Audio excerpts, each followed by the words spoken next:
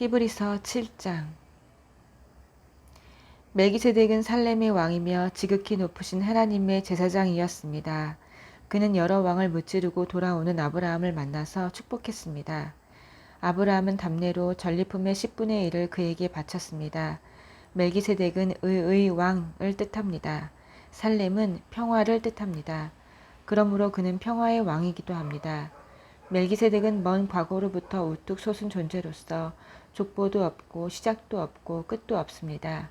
이처럼 그는 하나님의 아들과 같아서 언제나 다스리는 위대한 제사장으로 있습니다.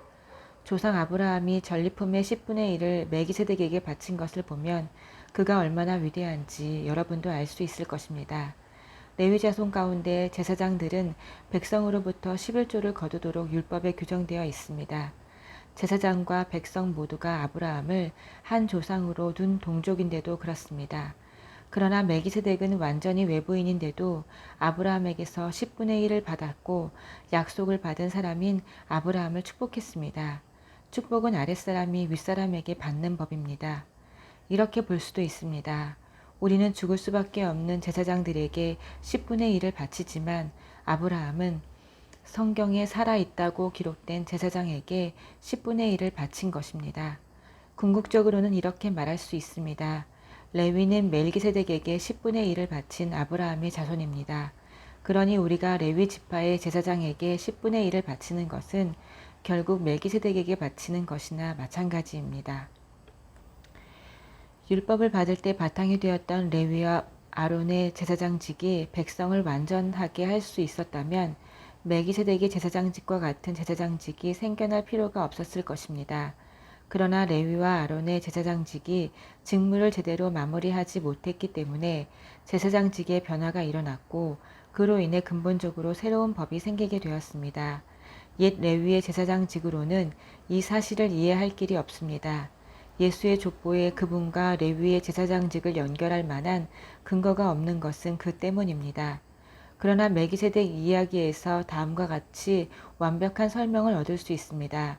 멜기세덱과 같은 제사장 예수께서는 혈통의 계보를 따라서가 아니라 순전히 부활 생명의 힘으로 그분은 살아계십니다. 멜기세덱의 반열에 따른 영원한 제사장이 되셨습니다. 이전의 방식, 곧 율법제도는 기대했던 것만큼 효력을 내지 못해 폐기되고 말았습니다. 율법은 아무것도 성숙에 이르게 하지 못했습니다. 그러나 이제 효력이 분명한 우리를 하나님의 임재 속으로 곧바로 데려다주는 또 다른 길이 그 자리를 대신했습니다. 그 길은 다름 아닌 예수이십니다. 옛 아론의 제사장직은 하나님의 명시적인 확증 없이도 자동적으로 아버지에게서 아들로 계승되었습니다. 그러나 하나님이 개입하셔서 새롭고 영원한 제사장직을 제정하시고 다음과 같은 약속을 덧붙이셨습니다. 하나님께서 약속하셨으니 그 약속을 철회하지 않으실 것이다. 너는 영원한 제사장이다. 이처럼 예수께서는 우리와 하나님 사이에 더 나은 방식, 실제로 효력 있는 방식을 보증하는 분이 되셨습니다.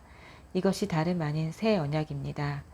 전에 제사장이 많았던 것은 한 사람이 죽으면 다른 이가 대신해야 했기 때문입니다. 그러나 예수의 제사장직은 영원합니다. 그분은 지금부터 영원까지 제사장으로 계시면서 자기를 통해 하나님께 나아오는 모든 사람을 구원하시고 언제나 그들 편에서 말씀해 주십니다. 이제 우리에게는 우리의 필요에 완벽하게 들어맞는 한 분 대제사장이 계십니다. 그분은 온전히 거룩하시고 죄가 전혀 없으시며 그 권세가 하늘 높이 하나님 계신 곳까지 이릅니다. 그분은 다른 대제사장들과 같지 않으셔서 우리와 우리 죄를 위한 희생제물을 드리기 전에 매일같이 자기 죄를 위해 희생제물을 드릴 필요가 없으십니다. 그분께서 자기 몸을 희생제물로 드리심으로 영단번에 그 일을 완성하셨기 때문입니다. 율법은 이 일을 제대로 해내지 못하는 사람들을 어쩔 수 없이 대제사장으로 세웁니다. 그러나 하나님이 개입하셔서 율법 다음으로 주신 명령은 영원토록 완전하신 아들을 대제사장으로 세웁니다. 8장. 요점을 말하면 이렇습니다. 우리에게는 이와 같은 대제사장이 계십니다. 그분은 하나님 오른편에 권위 있게 앉으셔서 하나님께서 세우신 단 하나의 참 성소에서 예배를 주관하십니다. 대제사장에게 맡겨진 임무는 예물과 제물을 바치는 일입니다. 그것은 예수의 제사장직도 마찬가지입니다. 만일 그분께서 땅에 매여 계신 분이라면 제사장조차 되지 못하실 것입니다. 율법에 명시된 예물을 바치는 제사장이라면 이미 많이 있어서 그분을 필요로 하지 않을 것입니다. 이 땅의 제사장들은 하늘에 있는 참성소에서 무슨 일이 일어났는지를 보여주는 단서에 지나지 않습니다. 모세가 하늘에 있는 참성소를 언뜻 보고 장막을 지으려고 할 때 하나님께서 이렇게 말씀하셨습니다. 너는 산에서 본 모습 그대로 주의해서 짓도록 하여라. 그러나 예수께서 맡으신 제사장 직무는 다른 제사장들이 맡은 직무보다 훨씬 뛰어납니다. 그것은 그분께서 더 나은 계획에 따라 일하시기 때문입니다. 만일 첫 번째 계획인 옛 언약이 효력이 있었다면 두 번째 계획은 필요하지 않았을 것입니다. 그러나 우리가 아는 것처럼 첫 번째 계획에 결함이 있었으므로 하나님께서 이렇게 말씀하셨습니다. 조심하여라. 그날이 오고 있다. 그날에 내가 이스라엘과 유대를 위한 새 계획을 세울 것이다. 내가 그 조상들의 손을 잡고 이집트에서 인도에 나올 때 그들과 세웠던 옛 계획은 내버릴 것이다. 그들이 계약을 지키지 않아 내가 그들에게서 고개를 돌려버렸다. 내가 이스라엘과 세우려는 새 계획은 종이에 쓸 수도 없고 돌에 새길 수도 없는 것이다. 이번에는 내가 그 계획들을 그들 속에 써주고 그들 마음에 새겨줄 것이다. 나는 그들의 하나님이 되고 그들은 내 백성이 될 것이다. 나를 알기 위해 학교에 다니거나 하나님에 관한 5가지 쉬운 가르침 같은 책을 사 보지 않을 것이다. 작은 자나 큰 자나 낮은 자나 높은 자나 모두가 나를 직접 알게 될 것이다. 그들의 죄가 영원토록 깨끗이 씻겨지고 너그럽게 용서받음으로 나를 알게 될 것이다.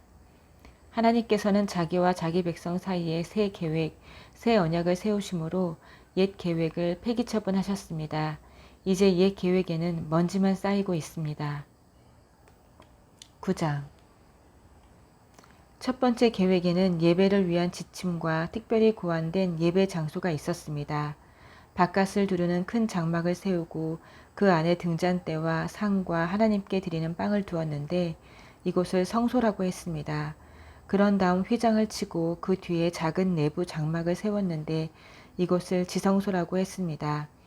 거기에는 금으로 만든 분향제단과 금을 입힌 언약궤가 놓여 있었고 언약궤 안에는 만나를 담은 금 항아리와 아론의 쌍난 지팡이와 언약의 2 돌판이 있었고 천사가 날개로 덮는 모양의 속죄소가 언약궤를 덮고 있었습니다. 하지만 지금은 이것들에 대해 이야기할 시간이 없습니다. 이런 것이 갖춰진 뒤에 제사장들이 큰 장막에 들어가 직무를 수행했습니다.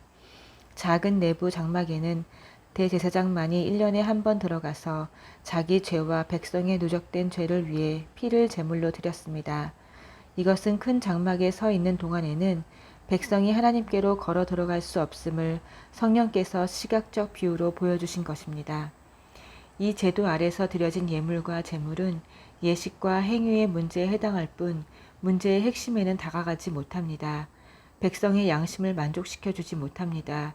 본질적으로 이 제도는 철저히 재정비될 때까지 한시적으로 차용된 제도일 뿐입니다. 그러나 메시아께서 뛰어난 새 언약의 대제사장으로 오셔서 이 창조 세계에 있는 옛 장막과 그 부속물을 지나시고 하늘에 있는 장막인 참 성소로 영단번에 들어가셨습니다. 또한 그분은 염소와 송아지의 피로 드리는 새 제물 대신에 자신의 피로 값을 치르심으로 영단번에 우리를 자유케 하셨습니다. 동물의 피와 정결 예식도 우리의 신앙과 행위를 실제로 깨끗하게 해준다면 하물며 그리스도의 피는 우리의 삶 전체를 안팎으로 얼마나 더 깨끗하게 해줄지 생각해 보십시오.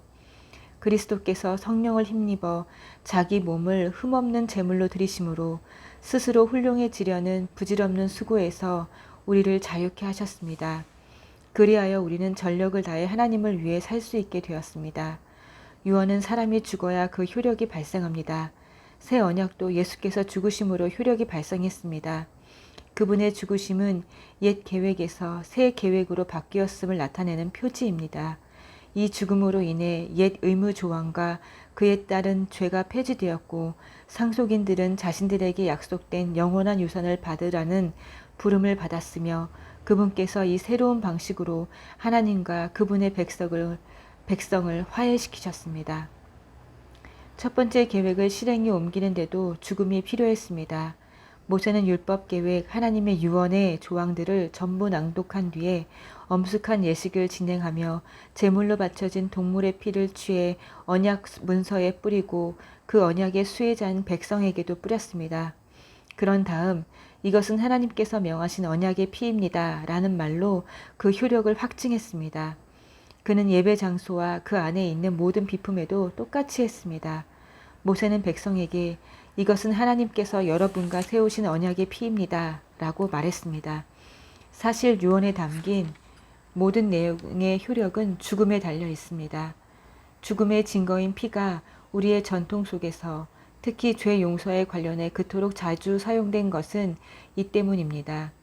이것으로 하늘에 있는 실체를 가리키는 그 모든 부차적 의식에서 피와 죽음이 왜 그토록 중요한 역할을 했는지 설명됩니다. 또한 지금 더 이상 동물 제물이 쓸모없고 필요없게 된 것도 설명됩니다.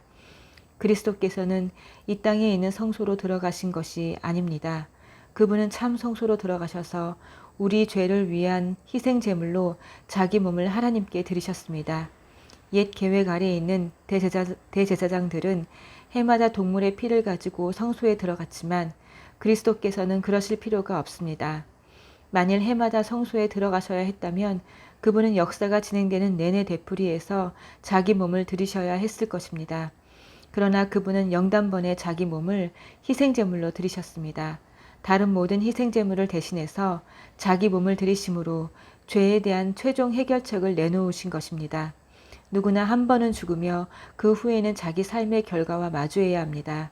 그리스도의 죽으심도 단 한 번 일어난 사건이지만 죄를 영원히 제거하는 희생제물로 죽으신 것이었습니다. 그러므로 그분께서 다시 나타나실 때 그분을 뵙기 원하는 이들이 맞게 될 결과는 다름 아닌 구원입니다. 아멘.